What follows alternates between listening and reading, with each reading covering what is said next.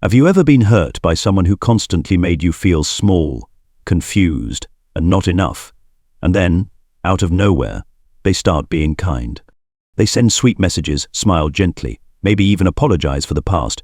You think, have they finally changed? Is this the real them showing up? But hold on, because if you're dealing with a narcissist, this sudden kindness isn't redemption. It's a calculated move, a dangerous part of their manipulation game. In today's video, we're going to uncover the real reason behind this unexpected niceness and why those sweet moments might just be the most dangerous emotional traps that keep you stuck in toxic patterns without even realizing it. We'll dive deep into trauma bonding, emotional whiplash, manipulation tactics, and most importantly, how you can start to wake up, break free, and protect yourself from the cycle of narcissistic abuse. So stay with me until the end of this video, don't skip ahead, because the insights at the end might be exactly what you need to finally see things clearly, reclaim your power, and start healing from within. And if you're looking for clarity, empowerment, and real talk about toxic relationships, hit that subscribe button right now. You are not alone, and here, you never will be again. Imagine being in a relationship where you constantly feel judged, belittled, or worse. You begin to question your own emotions and memories. That person may be a partner, a spouse, or even a parent has made you cry in silence. They've made you apologize for things you didn't do. You've had to weigh every word, measure every glance just to keep the peace. And then, one day, they change. They send you a sweet message. They invite you to dinner, listen to you talk, act gentle and understanding. They bring up good memories, tell you they miss you, and even whisper, "I'm sorry, I really want to change." In that moment, your heart softens. You want to believe. You begin to hope. Because you're someone who knows how to love. Because you've seen that little spark of goodness in them before. You think, maybe I've been too harsh. Who doesn't make mistakes? I'll give them one more chance, just one last time. That's the moment the narcissist regains control. You see, for healthy people, kindness is an expression of love. But for a narcissist, kindness is a strategy. A carefully timed move to pull you back in the moment they sense you're waking up, breaking free from their influence. A narcissist never offers kindness freely. Every sweet word comes with hidden terms. Every hug is a hook. You think they're pulling you closer because they love you. But in reality, they're locking you in tighter with a storm of confusion called a trauma bond. Their kindness gives you hope, but it's false hope. They know how to warm you up, then shut you down with silence, neglect, criticism, or passive aggression. And just when you're about to walk away, they light the flame again. It's a game they play well. And the most dangerous part is you don't even realize you're playing. You think you're loving, hoping, healing. But really you're caught in an emotional loop, up, down, hope, disappointment, pulling away, then clinging back. The narcissist isn't being kind because they've changed. They're being kind because they're afraid of losing you. Not because they love you, but because you're the supply that feeds their empty sense of self. They don't want you to leave. Not because you're special, but because starting over with someone new would take too much effort. They've already trained you to react the way they want. You've gotten used to forgiving. You've gotten used to blaming yourself. And that's why they choose to be kind only when it serves their purpose. So if you're currently in that sweet phase with someone who has repeatedly hurt you, if you're confused between feeling loved and feeling controlled, please hear this. Kindness means nothing if it isn't consistent. Someone who truly loves you doesn't need to scare you first and then make up for it with affection. Real love doesn't need scripts. It doesn't need strategy. It doesn't need games. And if you're thinking, maybe they didn't mean to hurt me. Maybe they're just a wounded person trying to learn how to love the right way. That's completely understandable. Because you have a heart. You see others through the lens of compassion. But to protect yourself, you have to stop looking at a narcissist with your heart and start seeing them with understanding. A narcissist is not just someone who's selfish or emotionally immature. They operate from a completely different psychological framework, and if you don't understand that, you'll keep falling into the same trap of kindness, cruelty, over and over again. So what exactly is the psychology behind narcissistic behavior? First, let's talk about an important concept. Object constancy, the ability to maintain emotional connection with someone even when things aren't perfect. For emotionally healthy people, you can be mad at someone, disappointed, even hurt by them, but the love remains. You don't erase someone just because they upset you. You still remember the good. You maintain an emotional thread, even through conflict. A narcissist doesn't have that capacity. When they feel you're opposing them or not meeting their needs, they don't just see you as difficult. They see you as the enemy. Their emotional bond with you isn't stable. It's all or nothing. They idolize you when you please them and devalue you the moment you disappoint them. That's why they can love bomb you in the morning and verbally destroy you by night. Second, narcissists have an incredibly fragile ego. Even though on the outside, they may appear confident, successful, or charismatic.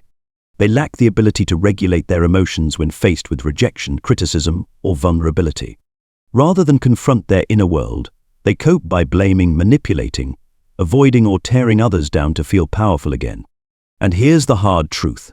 You become their emotional dumping ground. You're not just their partner or loved one. You're their supply. The more you react, the more powerful they feel. The more you forgive, the stronger their control becomes. Third, and this is where most people get stuck, narcissists are incredibly good at reading others.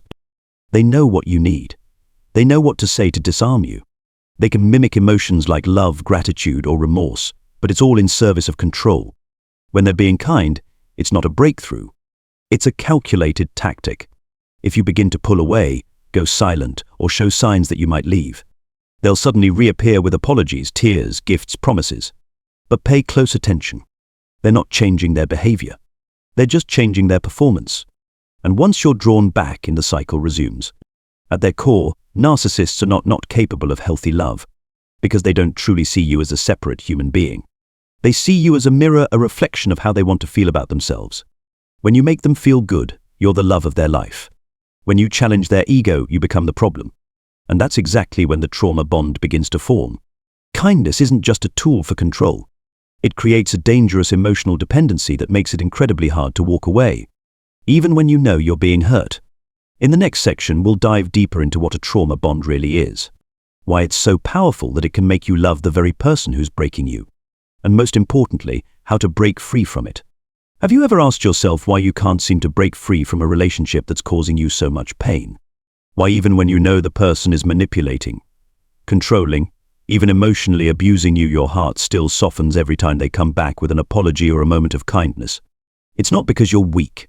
It's not because you're addicted to pain. It's because you're being held by something deeply dangerous and incredibly subtle.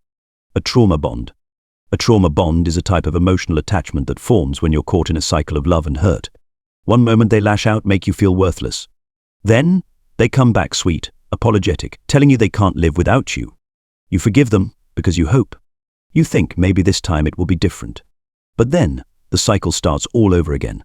This emotional whiplash up and down, hot and cold, love and pain creates a powerful, almost addictive loop in your brain. Your mind responds to those highs and lows the same way it would to a drug. The kind moments become emotional rewards, so you hold on, you wait, you suffer just for another hit of relief. And the narcissist knows that. They don't need to be kind all the time, just at the right time. Right when you're about to leave. Right when you start waking up. Slowly they reshape you from someone with boundaries into someone who doubts their own thoughts and instincts. You begin to make excuses for them. They're just stressed. Maybe I'm too sensitive. There are two sides to every story. You get used to waiting for them to change. You get used to loving someone you're also afraid of. You might feel torn inside. Why do I love someone who hurts me? Why do I feel guilty at the thought of walking away? Why do I feel alone when they're here but can't bear it when they're gone? That is the trauma bond. You can no longer tell the difference between real love and emotional survival. You think you're in love, but in reality, you're addicted to the brief sense of safety that comes after every storm they cause. And that's what keeps you stuck. Not because you don't know they're toxic, but because you keep hoping they'll become the kind, loving version you once saw. Narcissists use those rare moments of sweetness to keep you hooked. They don't need to control you with force. They control you with hope. They plant the idea that real love requires sacrifice, endurance, and the more you love them, the more you should be willing to suffer. But the truth is, that's not love. That's emotional conditioning. You've been trained to mistake chaos for connection. And that's why it's so hard to leave until you finally realize. Real love doesn't leave you confused, doubting yourself, or afraid of the person you love. And here's what I want you to remember. A trauma bond cannot be broken by logic alone. It requires deep awareness, repeated action, and a commitment to reconnecting with yourself. So what's the first step in breaking free from a trauma bond? How do you begin to reclaim emotional control and escape this painful, seductive cycle? In the next section, I'll walk you through specific, practical steps you can take right now to begin freeing yourself from emotional manipulation and rebuilding your trust in yourself. And I promise there will be no fake kindness here. Only truth, clarity, and the inner power you were always meant to have. You've gone through the cycle too many times. Sweetness, hurt, apologies, hope. You've forgiven more times than you can count, simply because you believed they would change if only you loved them enough, waited long enough. But eventually you realize no one is coming to save you, except you. So, how do you break free from a trauma bond? How do you walk away not just physically, but with your heart and mind fully intact? First, understand this. Breaking a trauma bond is not a single decision, it's a process. You will miss them. You will doubt yourself. You will feel empty, lonely, maybe even regretful. But that doesn't mean you're making the wrong choice. It means you're in withdrawal. A narcissist creates dependency in a way that's eerily similar to addiction. You're not addicted to them, you're addicted to the temporary relief they bring after hurting you. Addicted to the fleeting kindness after the pain. Addicted to the hope, even if it's just a fantasy. So the first step is not to forget them. The first step is to accept the truth that this is a harmful relationship. No more excuses. No more rationalizing. No more romanticizing. Write it down. Every action that hurts you. Read it again when you feel nostalgic. Because your brain will try to idealize the past to keep you in your comfort zone. But safety doesn't lie with the narcissist, it lies in seeing the truth without compromise. Next, you need to create distance from anything tied to them. Block them on social media. Stop texting, stop checking what they're doing. Delete unnecessary reminders, not out of hatred, but because you need space to heal. This isn't revenge, this is protection. And most importantly, come back to yourself. Healing isn't about forgetting them. It's about remembering who you were before they made you doubt your own worth. Start journaling daily. It doesn't have to be profound, just honest. Reconnect with friends and family, the ones who don't manipulate you for love. Learn to listen to your body, your intuition, and your emotional boundaries. And if possible, seek support. A therapist, a support group, a safe community. Because healing doesn't have to be a lonely journey. And remember this, you don't have to be strong enough before you start walking away. You become stronger through the act of walking away. You may feel pain when you leave them, but it's the pain of healing, not the pain of repetition. And that pain won't destroy you. It will set you free. We've taken the first steps together toward breaking free from a trauma bond, from recognizing manipulation, cutting off toxic ties, to reconnecting with your true self. But there's one thing many people still struggle to clearly define. And if you don't get this part right, you'll keep getting stuck in relationships that hurt you. How do you tell the difference between real love and emotional manipulation? Because the truth is, emotional manipulation isn't always loud, obvious, or aggressive. It can come dressed as sweetness, subtle gestures, intense passion. But it's still a trap. And if you've ever believed things like, love always requires sacrifice. If I truly love someone, I should accept the pain. Or, loving someone means enduring and forgiving everything. Then there's a good chance you've been confusing love with suffering. Real love, whether it comes from a partner, spouse, close friend, or even a parent, always allows you to be yourself. You don't have to shrink to fit. You don't need permission to feel. You don't have to change who you are just to be worthy of that love. Real love doesn't leave you confused. It brings safety, consistency, and calm. It's not always perfect, but when there's conflict, both people show up to work through it. Not through silent punishment, not by weaponizing affection as something you have to earn. Real love helps you grow, not disappear. But what about emotional manipulation? It's the opposite. Emotional manipulation keeps you in a constant state of unease. You're always trying to figure out if today they'll be kind or explosive. You become cautious with your own feelings. Afraid to cry, afraid to ask questions, afraid to speak your pain. A manipulator will make you feel like you're too sensitive, too demanding, never enough. They'll convince you that every problem in the relationship is your fault. One day they criticize you. The next, they show up with flowers, take you out to dinner, tell you they've never loved anyone more than they love you. And that's when the confusion sets in. You begin to think, maybe this is real love, maybe they're just hurting too. Maybe I just need to be more patient. No, real love doesn't require you to sacrifice yourself in order to keep it alive. Are you confusing the two? Ask yourself these questions. When you're around them, do you feel peace, or do you constantly feel anxious and tense?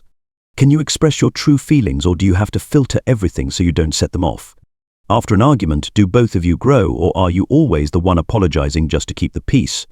If your answers show that you often feel small, silenced, or like you're constantly performing the role of the perfect partner so they won't leave you, then maybe you're not in love. Maybe you're just trying to survive a relationship that hides its abuse in the mask of affection. You deserve better than that.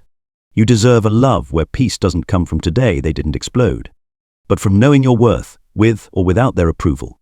You deserve to be heard, to be seen, to be respected.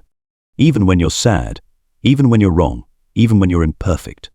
You deserve a love that never asks you to pay for it with your self-worth. And I know it's not easy to believe that, especially when you've been conditioned for so long to expect manipulation. But once you start to see the difference between genuine love and sweet manipulation, you won't fall so easily back into the same patterns. Because you'll begin to ask, am I being loved or am I being controlled? Does this person love me or just love the feeling of having power over me?